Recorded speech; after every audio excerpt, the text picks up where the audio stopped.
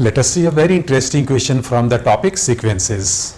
Here question is, write the first 5 terms of the sequence given by, here a1 is equal to 1, a2 is equal to 0, and general term of the sequence is given here, which is an is equal to an minus 1 is the suffix minus 1, where n is greater than 2.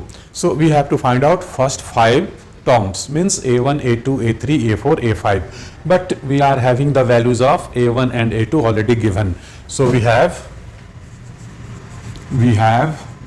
a1 is equal to 1, a2 is equal to 0, correct? Now we have to find out a3, a4 and a5. So we will find out a3, a4, a5 one by one. So the general term is here, we have given here an is equal to an minus 1 minus 1. So a3, how we can calculate? In place of n, we'll write 3. So a3 is equal to a3 minus 1 minus 1, and this is equal to a2 minus 1. Very interesting. And a2 is 0. So this is equal to 0 minus 1. So this is equal to minus 1. This is the value. This is the answer for a3. Correct? Similarly, we can evaluate a4 also.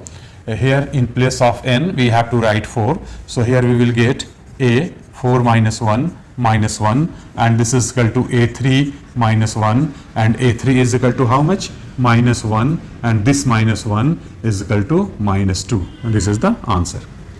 And similarly a5 we can find out. So in place of n, we have to write 5 here. So right hand side is a 5 minus 1 minus 1. This is equal to a4 minus 1, and a4 is equal to how much? A4 we have minus 2. So this is minus 2 minus 1, this is equal to minus 3. This is the answer. So in this way, very interestingly, very easily we can find out all the required terms when general term is given. So very interesting question.